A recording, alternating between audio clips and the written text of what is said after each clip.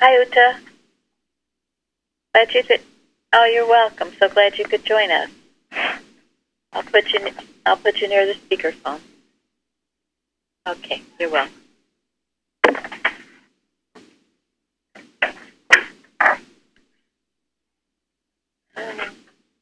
Good morning, Betty. Good morning, Sharon.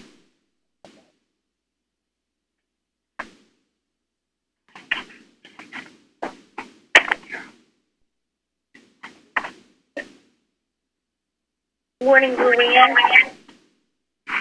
Good morning. Good morning, Dale. Good morning.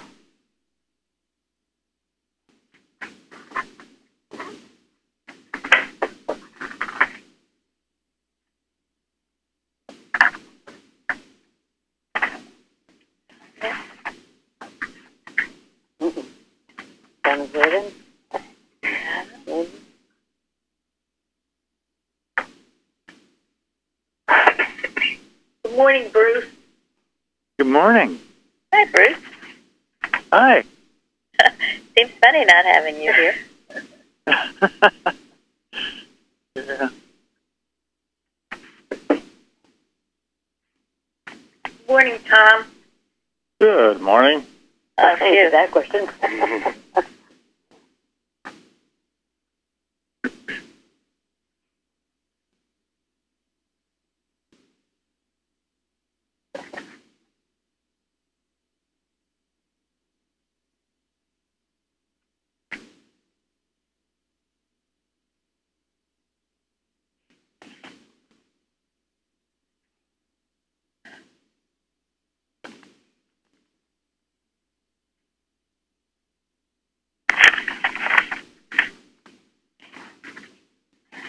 This call is being recorded.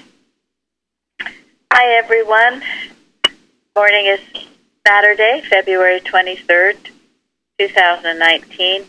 We welcome you all to our Bible study class. And we are recording from the Plainfield Christian Science Church Independent, Plainfield, New Jersey, the United States of America. And we welcome you all. So glad you could join us. And today our moderator is Thomas from New York. Hello. So we'll start out with our text for the Bible study. So it says here, I'll read this. We read in the Scriptures, there is therefore now no condemnation to them which are in Christ Jesus, who walk not after the flesh, but after the Spirit. Stand fast, therefore, in the liberty wherewith Christ hath made us free. Be ye therefore wise as serpents and harmless as doves. Wisdom is won through faith, prayer, experience, and God is the giver. God moves in a mysterious way, his wonders to perform. He plants his footsteps in the sea and rides upon the storm. This is from the Letters to Branch Churches and Miscellaneous by Mary Baker Eddy. Thank you. Yeah, thank you very much.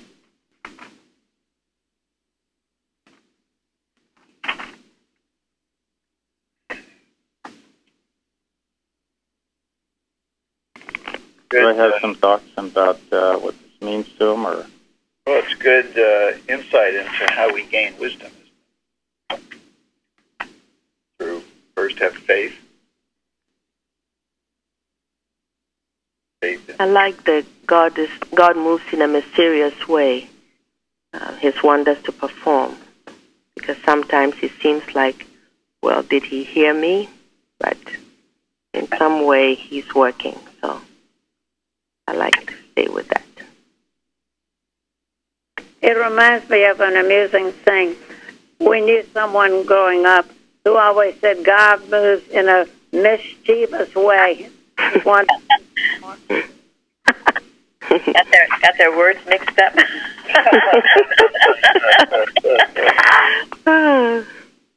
Or they had a sense of humor. Yeah. Or they didn't understand.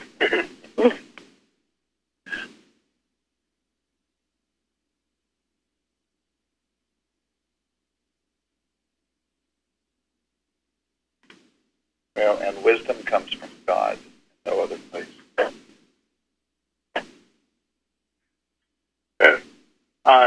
I think it was last year, one of the Bible study quotes talked about, I think it was Mrs. Eddy said, having peace where there is no peace is taking the Lord's name in vain. And I've been thinking about that kind of thing a lot. So thinking that true wisdom comes from anywhere other than God would be taking his name in vain. So that just makes me think God is the giver.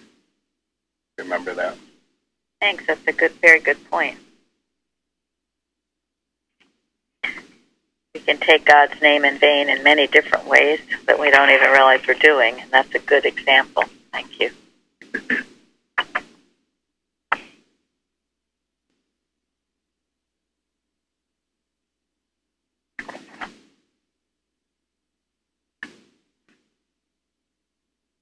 Anybody else? Well, I kind of like the harmless as doves, because as we go into this Bible study, some of the arguments in there were definitely not harmless. We need to be harmless and not put stones on people. Is that what they say? Like rolling a stone on the heart. Yes. Thank you. I like stand fast. That's what I need to do. Mm-hmm. I like to be wise as serpents.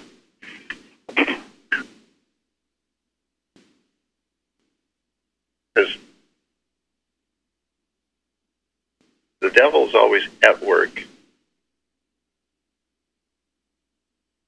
As long as we're on the right side of it and recognize what it's trying to do, we can defeat it. Because it has no power unless we give it to it and fall asleep to it. Yeah, and really, that's the only way we can become harmless as doves, when we are as wise as serpents. We see what error is trying to do, and we can diffuse it. But we have to have that initial wisdom. Otherwise, you blunder around, like, as they say, a bull in a china closet. And you will do stupid things like Linda mentioned, roll a stone on someone's heart, because you don't have the wisdom to see what your words may do to someone.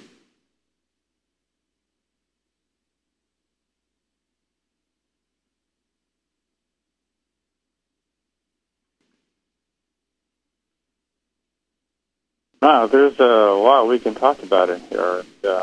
I want to bring up something that sometimes I don't think we talk enough about, but liberty, comes from God. And it says here, Christ have made us free.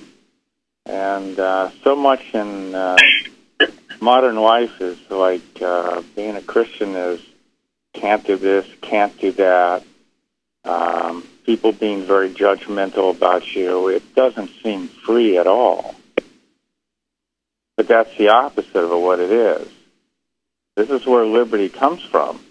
This is how we get our freedom. It's not going into a prison to become a Christian. No, there is moral freedom in soul, right? But freedom to do right, but not freedom to do wrong. And that's a good point. We can put that in our next Liberator, which could be the theme of liberty. Unfortunately, that's how many view Christians, as in that way. You can't do this, you can't do that, very judgmental, even hateful toward people, groups of people. And isn't it the lesson we learn from that? A lot of times when Christians seem to be that way, that what they're doing is they're making things personal. They're looking at the error, and they're looking to that as a human, something personal. And very right. Not what we're supposed to do. Right. Personal.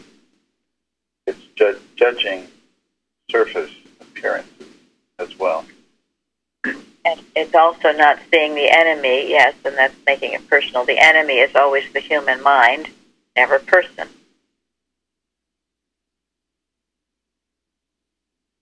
And that is a solution to how we love, right? That's correct. Yes. Because that's an issue. That's a difficult one for a lot of people, whether they are call themselves Christians or not. They will personalize error, and then they get down in the mud and do sometimes really horrible things. Yeah, because they see it as a gender or as a race or a nationality, rather than seeing it impersonally as animal magnetism, which is what it always is. If it is an expression of the carnal mind.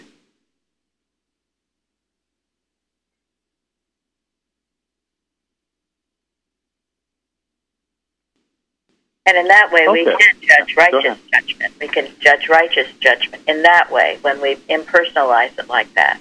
Then we're clear, and we're also clear to rebuke the error, but love the person. That was all. Good. So does that get us to talk about Elihu? Yes. So our topic is, and this is kind of rhetorical, I would hope for most of us, where shall wisdom be found, and where is the place of understanding? So our first question is, who is Elihu?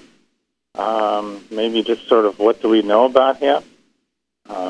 Maybe if someone looked up how to pronounce his name, could tell us how to pronounce his name. He didn't. I did. Fairly usually. Elihu, I thought.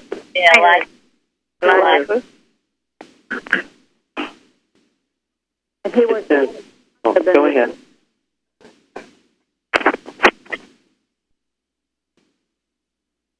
Who was speaking? I just said he was the youngest of all of them. Of all of them. Oh, the comforters. Some comforters. Right. So there were three friends of Job's here that were speaking, right? I am. Eliphaz, Bildad, and Zophar. Okay. It says Elihu was the son of, okay, here we go again, I don't know how to say this, Barachel, the Buzite of the family of Ram. As a descendant of Buz, Elihu was a distant relative of Abraham. Buz was the son of Abraham's brother Nahor.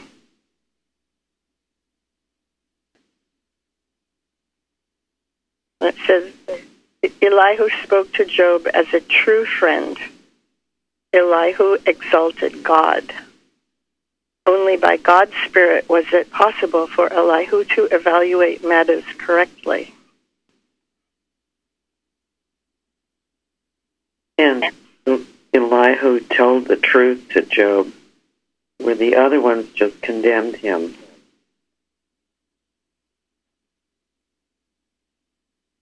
I found somewhere that the translation for Elihu was, "My God is He."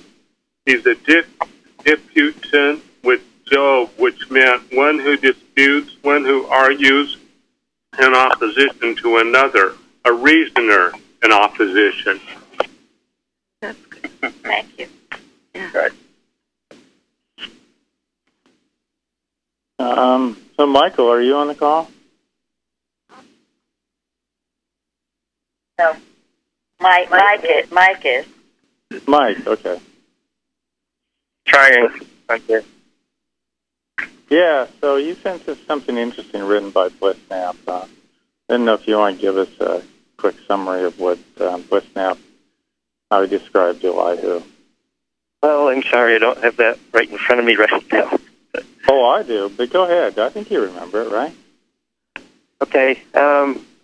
Essentially, Bliss Knapp was saying that it's a story about male practitioners, which would be the three friends of Job, and then Elihu being a Christian Science practitioner and coming in and rectifying the whole thought of Job, because Job contended against the first three, but not against Elihu. And then what's really interesting was that God healed Job to the point where he was able to heal his three friends. Thank you.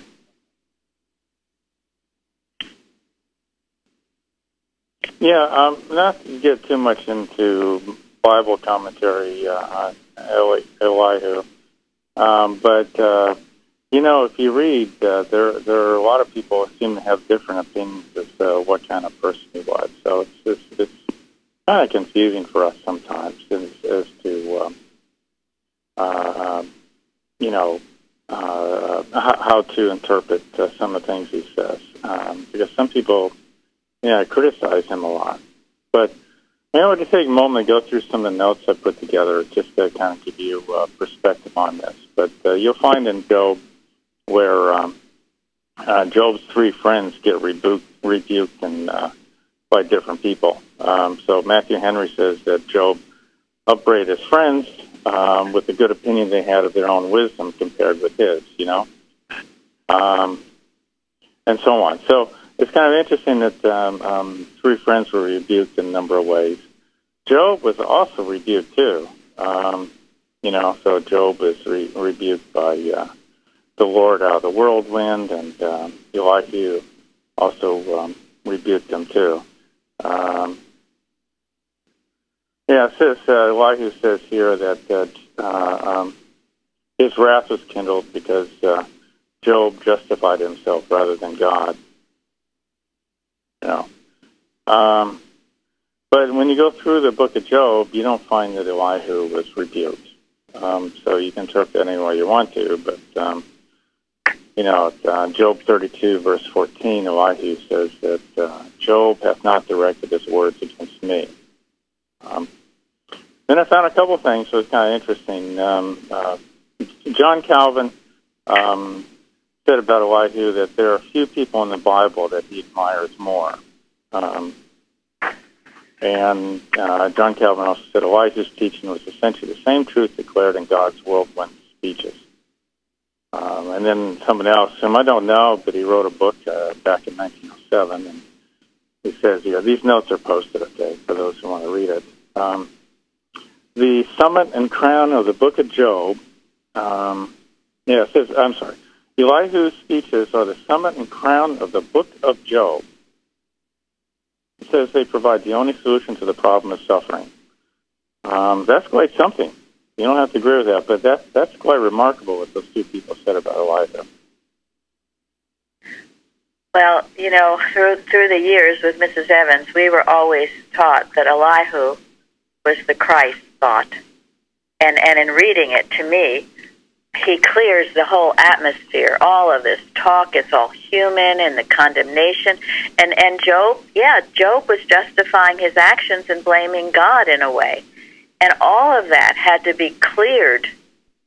And the definitions of Christ and Jesus in the glossary, Christ, the divine manifestation of God, which comes to the flesh to destroy incarnate error, and Jesus, the highest human corporeal concept of the divine idea, rebuking and destroying error and bringing to light man's immortality. And that is certainly what Elihu did. And I can remember being shocked at people being critical of Elihu. And some of it because of his age. And, the idea wisdom is from God. Anyone can express wisdom. I mean, there are a lot of old people, if you want to call them that, that don't express a lot of wisdom.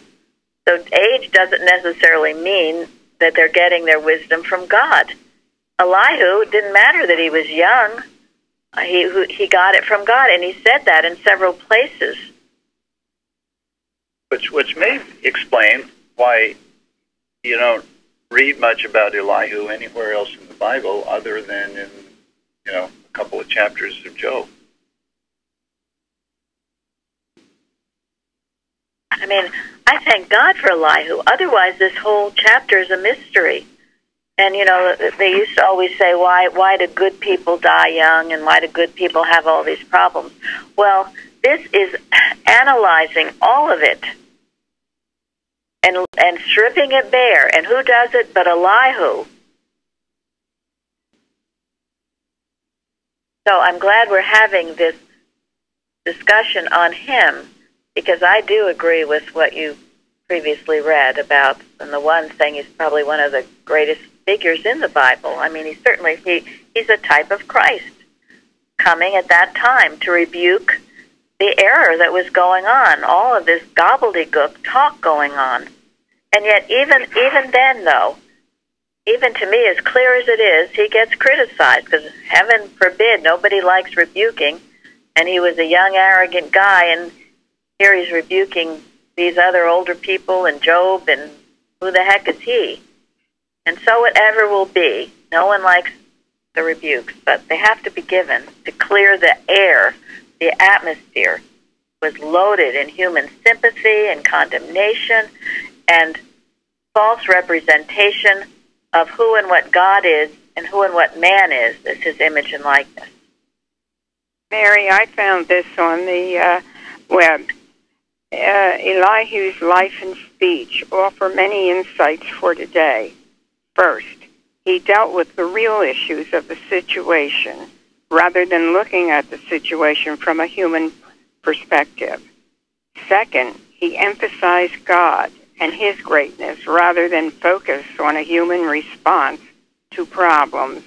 And third, he responded with respect, allowing others to speak first before offering his own response. Thank you, Elsie. Yeah, thank you. Yeah, remember, it was a custom of the time that if you weren't 30 years old, you weren't welcome to speak in public or in the in the synagogue, in the temple. And he wasn't 30 yet, but he still he was raised properly. He obviously had a really Christly mother, and he was a friend of Job, a real friend, a true friend of Job.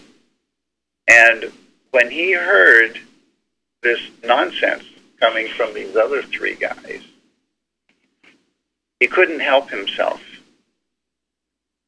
He was driven to speak up for what he knew was right, out of love for Job. And God. And from his heart, direct from God. From his heart, yeah. God propelled him to speak up when these other three guys didn't see things clearly. Job needed help. Job had a problem, didn't he? Yeah. And what was Job's problem? He was just completely involved with the dream and blaming God and just going down with negative thinking. And here he comes and uplifts him, encourages him, shows him the power of God still here, God's goodness, his might and his love, and uplifts Job's thinking. Yeah. Job thought he was a creator. He had a personal sense of his children. And he spoiled them, and he lost them. I was thinking through this as he was going through and talking about, how his process of letting go of that personal sense of loyalty to their age and to all that. When I came here and started learning Christian Science, I realized my sense of loyalty to spouses and kids and all that stuff that was a lot of the reason I was in the place I was in. So I like being able to read this with that perspective, seeing him go through that, let it all go, and then get to the meat of it. Thank you.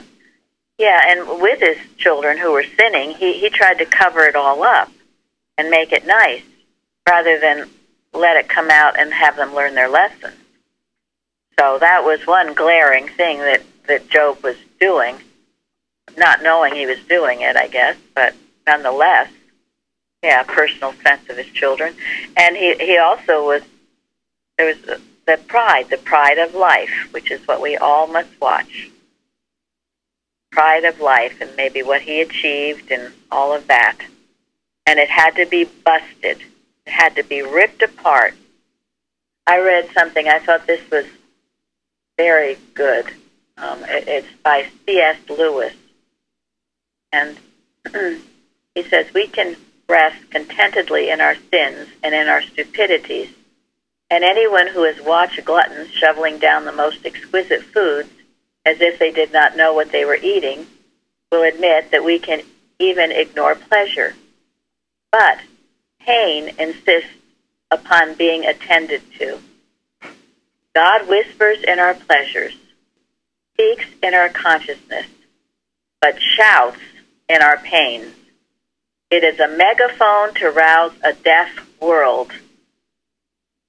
And boy, is that true. If you don't get it one way or another way or one way or another way, pain usually gets your attention. Suffering or science. Suffering or science. And it doesn't just happen overnight. As I said, you work on this for a long period of time with all your personal sense of things, your wrong concept of God and of yourself. You've been cultivating that. And then eventually this is your body protesting it. And then it seems a lot harder to have to deal with because you've let it go for a while. But it still can be dealt with. Treatment for Pain by Kimball. I know what you are. You're a belief of life in matter. And you've been indulging in that belief. And so now you're having the pain of it. Because that's where it always goes. Why? Because you're disobeying the first commandment. But then you can say, I'm not going to bow down to this. I am spiritual and therefore immune. But you got to unwind a few snarls that you've indulged in. And then pain will go because it is not the truth. The lesson says it clearly.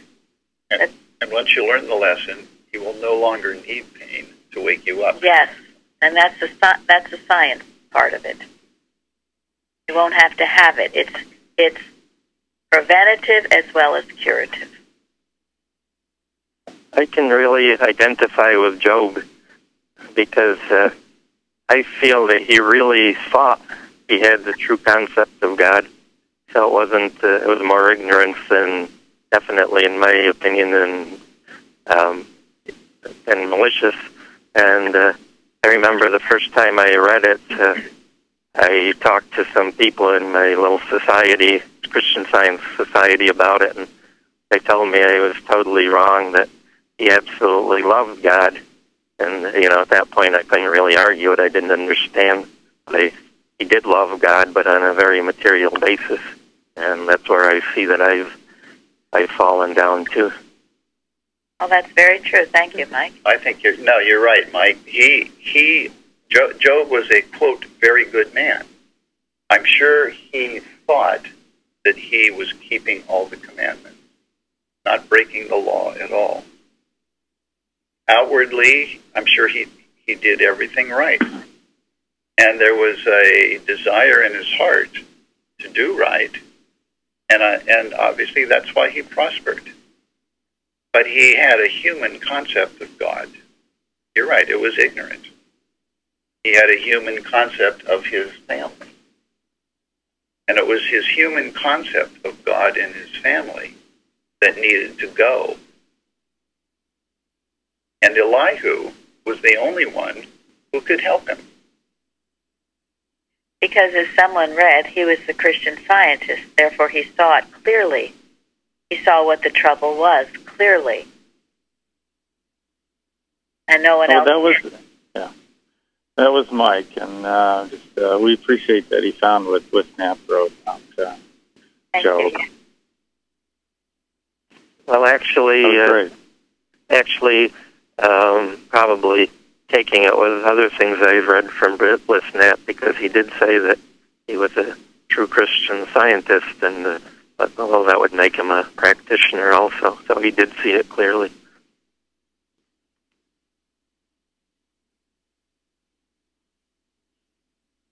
I think this also explains why he justified himself and not God, because he thought he was so good that he held on to this concept of goodness, not knowing that it wasn't a divine sense of goodness, it was his mistaken interpretation of it.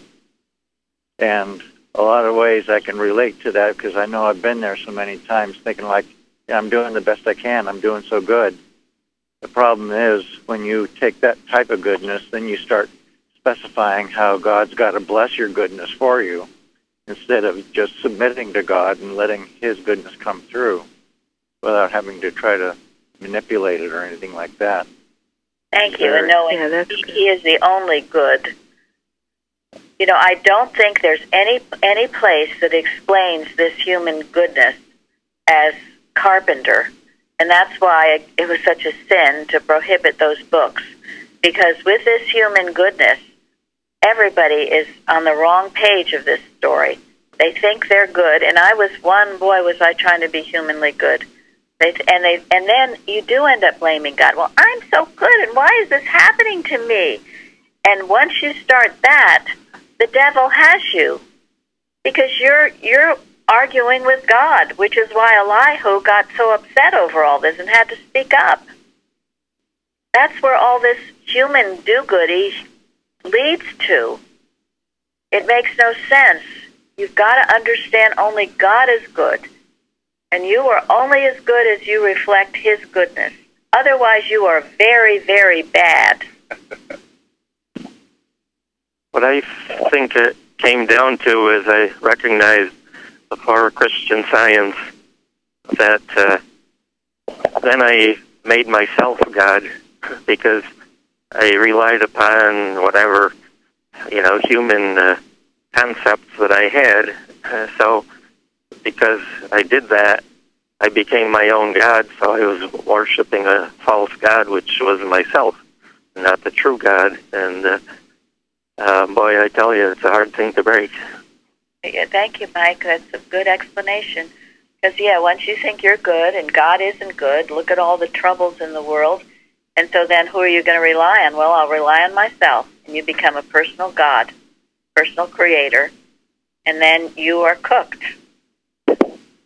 And when that process starts, when people lose the right concept or never get it of God and what they should be relying on, then they are like sitting ducks.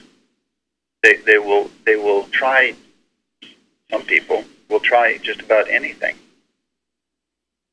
If they don't have faith in themselves, they'll look to someone else. They'll go to the tarot card reading. They'll do whatever they can because they can't trust God. Look at this messed up universe. But you see, it's all being seen incorrectly. And that's why Elihu was so refreshing. It was like, there is a balm in Gilead. He expressed this truth and rebuked the error of this false thinking. And yet still, and many, very much theologians, as Thomas was saying, think he was arrogant and wrong, and how dare he speak up like that? That's what they said about Jesus, isn't it? True, and Mrs. And Eddie. Mrs. Eddie, yeah. Yep. Well, they probably didn't want to encourage young people questioning, since they were old people trying to keep control. True. So, you're so right about... Go ahead.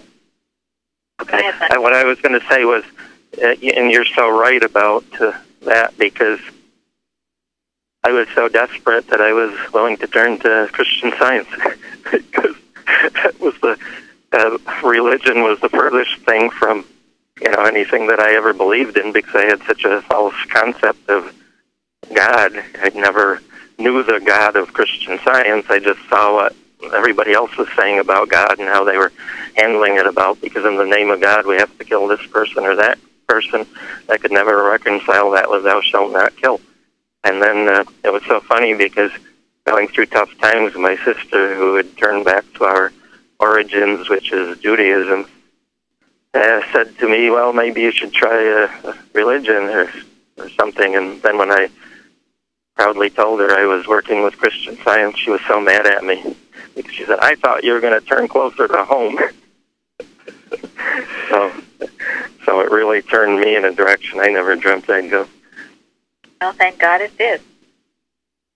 Well, and that is within everybody, isn't it?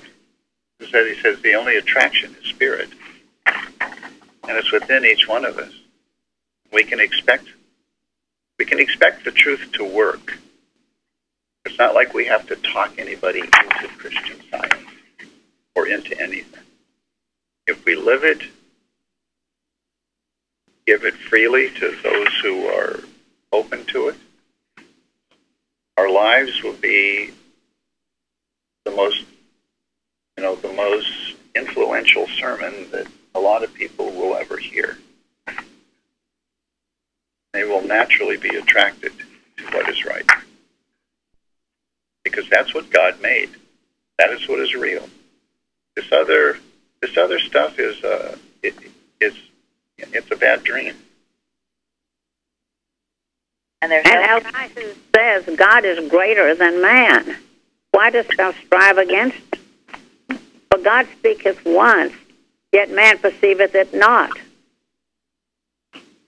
And then he says, in a dream, in a vision, when deep sleep falls upon men on their bed, then he openeth the ears of men and stealeth their instruction, that he may withdraw man from his purpose and hide pride from man.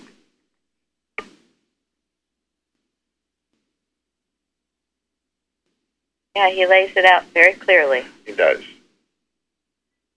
Okay, so I think we'll move on to question 2. And further discussion of things that Elihu says.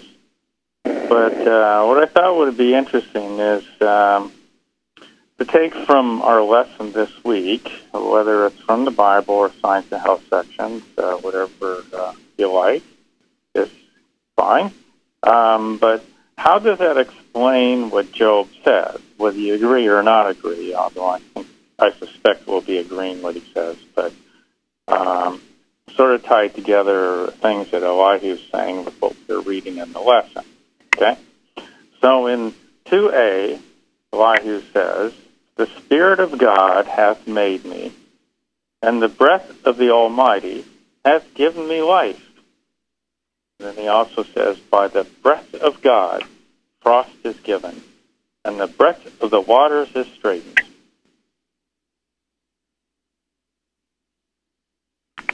So what we find in the lesson that would help us understand that? In Science and Health, citation 1, all is in reality the manifestation of mind. That God is all, and He created all.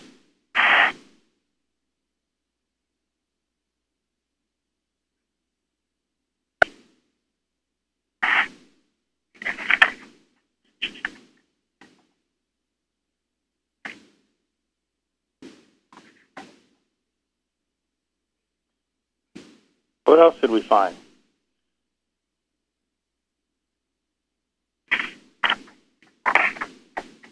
Well, in Science and Health, number 12, it says, God is the creator of man, and the divine principle of man, remaining perfect, the divine idea or reflection, man remains perfect.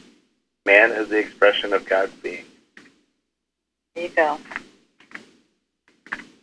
So it's bringing out the fact that, yes, Elihu was a Christian Scientist. Getting it directly from the textbook. And our lesson on mind is the creator. Man is not a creator. Job is not a creator. And it's those truths that heal this situation, that he was a personal creator and that he created these children that he was trying to protect even though they were sinning. These are the truths that cut through that. These are the truths that will cut through our problems when we think we're personal creators and have pride in our children, and then have shame in our children, and then try to cover their sins. It's all a human personal sense of God's creation. Once you know God is the creator, that frees you to think clearly about the problem, whatever that might be. How about the first citation in Science and Health? The starting point of divine science is that God's Spirit is all in all, that there is no other might nor mind. That's right.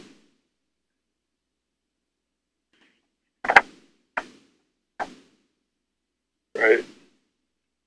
And that also answers B, doesn't it?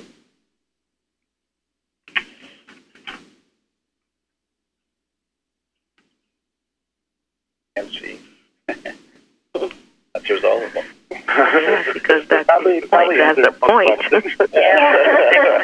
answers all the questions. Yeah, I mean, it goes on. I mean, the lesson's full of this, you know. All is mind. God is omnipotence, omnipresence, omniscience. All power, all presence, all science. All is in reality the manifestation of mind.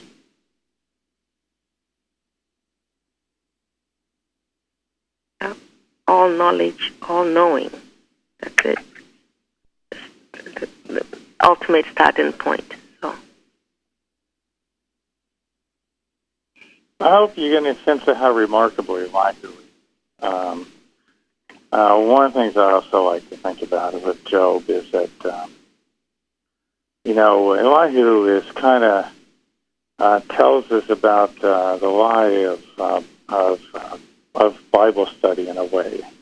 You know, some people think that what you can learn spiritually in the Bible gets better as you go through time in the Bible. So then when you get to the New Testament, that's the epitome of spirituality. I have to step back and think. I mean, maybe over time you find people are struggling to learn the spirituality, but does that mean the spirituality was any less back in time? So you look at Elihu and what he's saying. This is written in the book of Job, and as we can read in many places, the book of Job is considered the oldest book of the Bible. So here we are, the oldest book of the Bible, and what wonderful truths we're finding in here. Thank you. Exactly. but there was never a time that Christ wasn't present. So right. It's a mistake to think it's not in the Old Testament. But you see, it is our understanding of Christian Science that gives us this deeper understanding of the Bible. We get it because of what we learn in our textbook. It all is very plain. Thank you, Florence. And that goes back to citation 12 in Science and Health, doesn't it? Where it says, if there ever was a moment when man did not express the divine perfection, then there was a moment when man did not express God. And consequently, a time when deity was unexpressed. That is, without entity. So there you go. There never was a time when there was not the Christ thought present among man. And this gives us the spiritual interpretation of the Old Testament.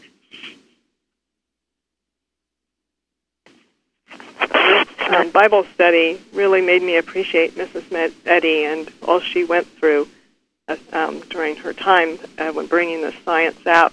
Bignell Young calls it the science of oneness, which I thought was beautiful. And Martha Wilcox said that one of the things Miss Eddy was up against was that her science, like Jesus, made you one with God, and the theologians of her time hated that. And here she came and gave her whole life with goodwill to give people an answer to what we see in Job, the injustice and suffering. And in Hawthorne House, I don't remember the full title, I'm at a part in the book where the story's talking about the fight she had against the clergy in her day. And to me, it's almost even like these arguments, the same arguments that Job was hearing. And what is the arguer? human mind is mortal mind. how I interpreted it. Exactly. And you know, the Pharisees were furious with Jesus for claiming he was one with God. You'd think they would learn, at least get a clue. And yet, Mrs. Eddy healed how many hundreds, thousands of people? Proved the validity of the science. Jesus healed how many hundreds or thousands of people to prove the validity of his teachings. And the proof of Elihu is when he finished with Job, Job changed. He was a new man. He repented. Yeah, that's what's so great. Job got That's it. remarkable, isn't it, how Job changed? It is. It is. And he prayed for others, and that helped him a lot. He prayed for others, and he prayed for his friends. He prospered. All the more. He lost nothing, really. Everything was restored and more. That's right. He got it. The clarity of Elihu breaking through the human mesmerism and the mist clarified his thought, and he was healed. And all that he had seemed to have lost was restored, even more than he had before. But didn't he lose the false concept of things like you speak about here in Plainfield? That's the only thing he lost. Right. Absolutely. Yeah. And something that we all should strive to lose. Yeah. Counted as lost gain. Yeah. And that's all truly we ever can lose, is that. And what did St. Paul say about it? About all the counted it as dung. Gary's favorite line in the Bible. He was so glad he lost it because he saw that it was no better than dung. Yeah, just an anchor pulling you down. Mrs. Eddy says in the beginning of the chapter, Genesis, scientific interpretation of the scriptures properly starts with the beginning of the Old Testament, chiefly because the spiritual import of the word and its earliest articulations often seem so smothered by the immediate context as to require explication, whereas the New Testament narrative are clearer and come nearer to the heart. And then she adds, I'm going to just read a part of this line because it's so true. Jesus illumines them. So that's why I think that people have a harder time understanding them, because of the beautiful way that Jesus illumined them, and we're so grateful to have Mrs. Eddy illumine what he had told us. Thank you very much. So I think Gary and Mary have been saying some of what we're saying is answering question 2B. So I'll read this and we can move on to this.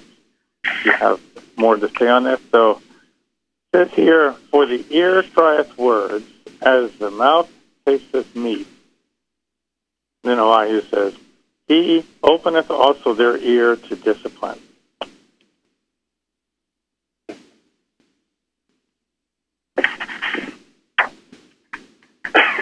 Jesus talks about this.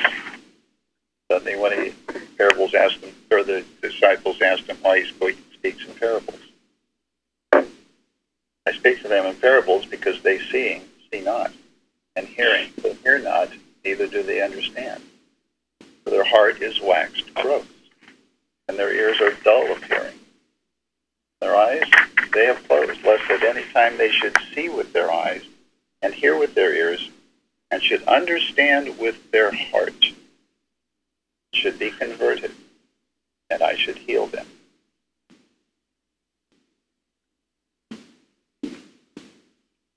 In other words, if our heart is closed, what we see with our eyes and hear with our ears is going to deceive us. They physical sight, the physical hearing, will never help us to see or understand what is true.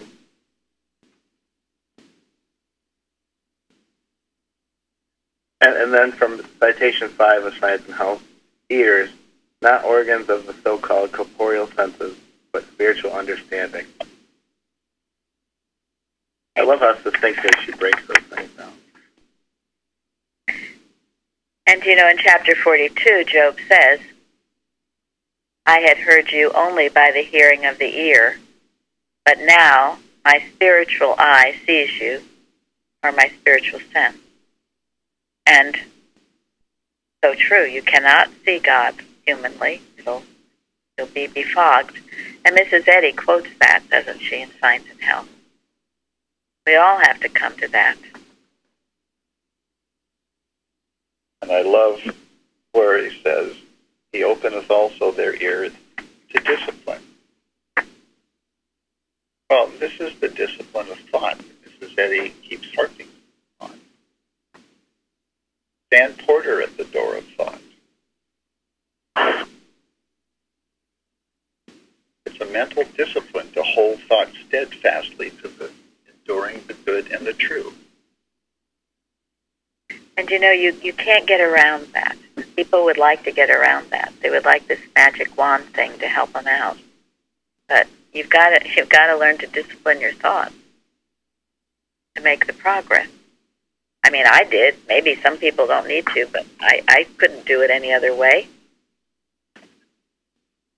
You can keep asking your practitioner for help, but you're the one, and I knew that. I mean, Mrs. Evans was a wonderful practitioner. She could help me so much. I was the one who had to discipline my thoughts. She couldn't do that for me. She could tell me I needed to, but if I was still going to indulge in all this negative, fearful, ungrateful thinking, well, I would have the result of that till I stopped.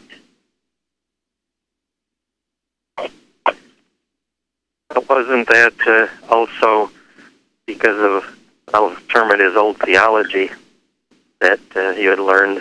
Because, I mean, that's what I think is harder to overcome than being just purely ignorant, is all my concepts of what Christianity was.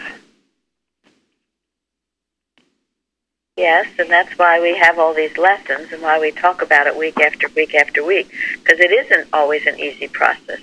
And a lot of this stuff seems to be part of our makeup. And so week after week we have these classes to comb through our thinking and to get rid of these old concepts. And some of them, they don't die easy, as they say. So you have to be alert and vigilant. We talked about last week, vigilance, promptness, perseverance. This work gives us plenty of employment. Yes, plenty of employment, Mrs. Eddy.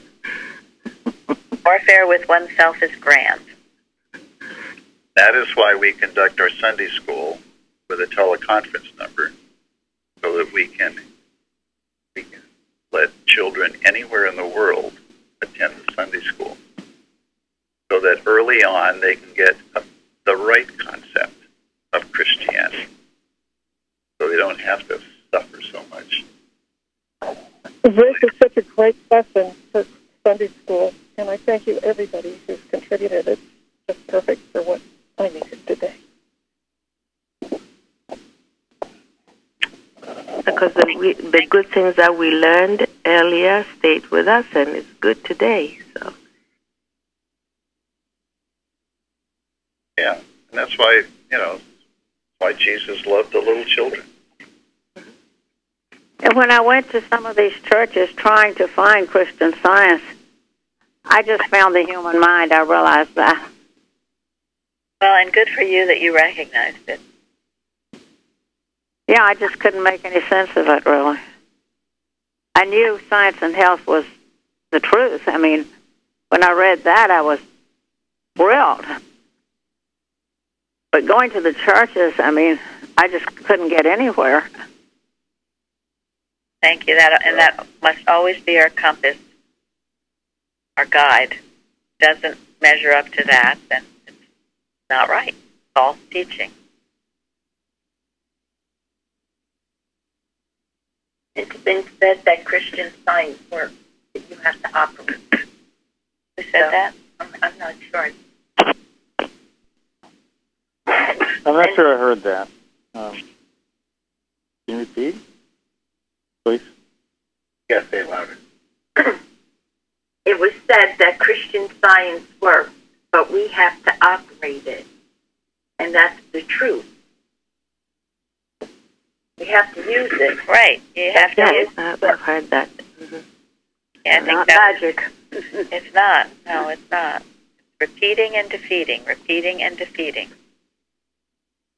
Yeah, that's why this story ends with like real results. It wasn't wishful thinking. It wasn't feel good stuff. Job actually changed, and good things happened. And he was certainly ready to change, too. He had been beaten up enough. He was very much on his knees and ready. He was the vessel empty, not the vessel full. That's what proves it's a science to me, that it's repeatable. That we can learn these things and we can find those results for ourselves. Not just a lucky few. Well, yeah. No, that's so true. I mean, if Christianity is not scientific, what good is it? What's the point? And I think that is why, Mrs. Eddy said that future generations, this is a paraphrase, will make strong demands on religion. And it's also why many people are leaving religion, because what good is it? It's not practical for them. It's just a bunch of theories, words, yeah. And so why bother? They feel like they get more God in climbing a mountain on Sunday morning than in going to church. And that's unfortunate. And this is where science has to fill the void. I was amazed. I came to Plainfield to find all these books that the early workers had written. That was such a wonderful thing. Well, we were amazed when we were going through the law case, being sued by the board of directors, that one by one the books were given to us. There, people showed up and said, "Here, this will help you," and boy, were they right. Those are the books that the board of directors refuses to acknowledge as, quote, authorized literature. It's almost, it's just hard to believe. I know, and as I said, that teaching of Carpenter, and it is in Mrs. Eddy too, but the difference between God good, the divine goodness, the only goodness, and human goodness, has mankind so mixed up right now and arguing for the human goodness, which is... And looking in the wrong places for solutions to our problem. Yeah. Ultimately, it is just as bad as human badness. It's human. Human is not good, ever good. It's selfish. It is. It's selfish. Selfish, and a lot of it's ignorant. It's not necessarily malicious. Oh, no, very often it isn't. It's their highest sense of right. It is ignorant. But it is self-centered. Yeah, because ultimately they're doing it for themselves rather than to really help the other person.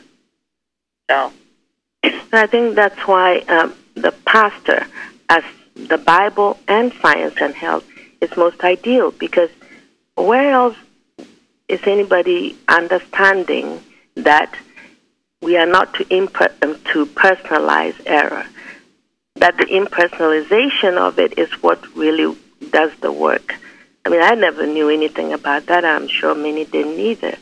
And even when you learn it, that's what you have to do. It takes some striving to be able to separate the lie from man. This, I feel, is why Mrs. Eddy so, she got her orders from God, made the pastor, the Bible, and science and health. Yep. Yeah. Even you saying that is so wonderful, because I think the subtleness of this error, it so readily counterfeits the truth. So when they changed the manual, that might not have been malicious. It could have been their highest sense of right. I can even see it in myself, even though for all these years I believed that the manual was being misinterpreted, and I wouldn't trust myself to believe what I thought was right. So that's how subtle it is. So I keep getting myself caught up. Describing self-justification, you know. I justify myself, you know, for doing these things. I think I'm doing right. It's all about me. I love the thought that Elihu was the Christ thought. In Job 32:21, Elihu said, "Let me not, I pray you, accept any man's purpose, any man's person, neither let me give flattering titles unto man." Thank you. No person. So we're coming to the end. I don't want to lose this one point, and we don't need to spend a lot of time on it. We need to. On 2C, so I think sometimes it seems obvious, but in other times it seems like something we need to learn. So Elihu says, "Therefore hearken unto me, ye men of understanding. Far be it from God that he should do wickedness, and from the Almighty that he should commit iniquity." And then later Elihu says, "I will fetch my knowledge from afar, and will ascribe righteousness to my Maker." Thank you. Thank you. Yeah, Job had gotten so deep into this depression, he was blaming God for his misfortune, wasn't he? And one of the main points Elihu emphasized was that God does not afflict. He made that clear. He will not afflict. Yeah. And that always clears the atmosphere. One of the big bugaboos, that God is the cause of all the afflictions, all the storms, if anybody dies, it was God's will. I mean, how depressing is that? Yeah, something terrible happened, and some says, well, it was God's will. Yep. Yeah.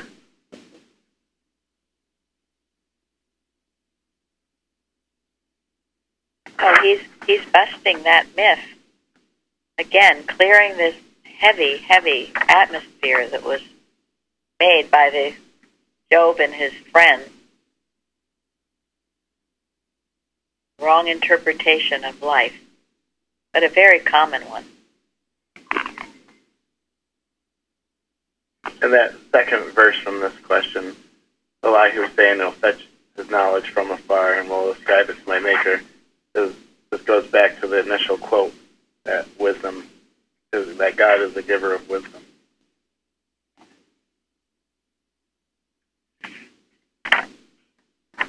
Yeah, and from afar means outside of any human sense of himself.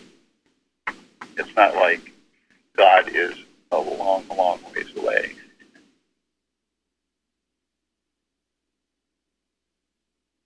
So, and this first one is, I think, is spoken to in citation 11 in Science and Health.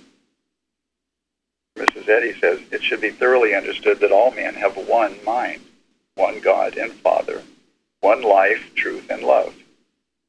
Mankind will become perfect in proportion as this fact becomes apparent. War will cease, and the true brotherhood of man will be established.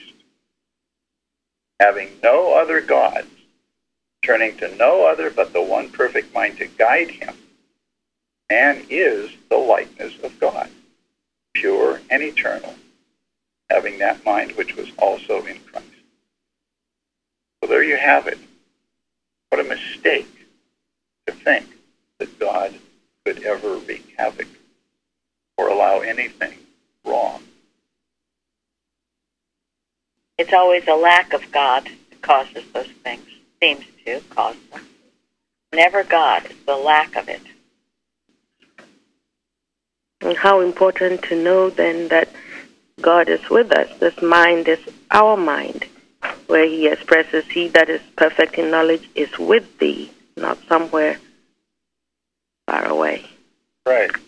And then the only thing that we have to do is to allow that mind to guide us.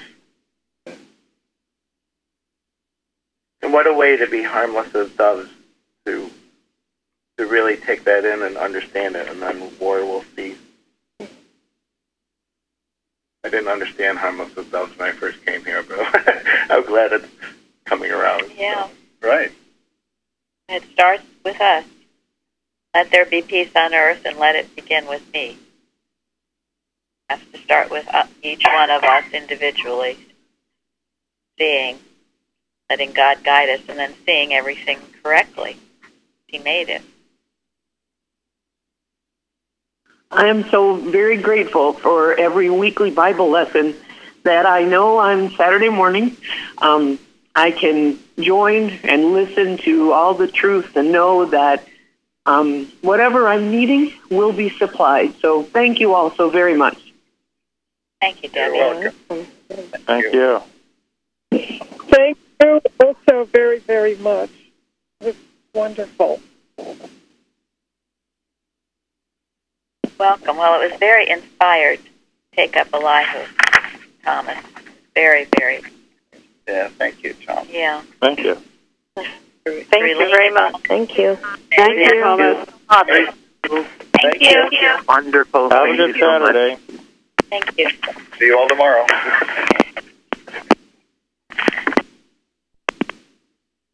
Call record. Goodbye.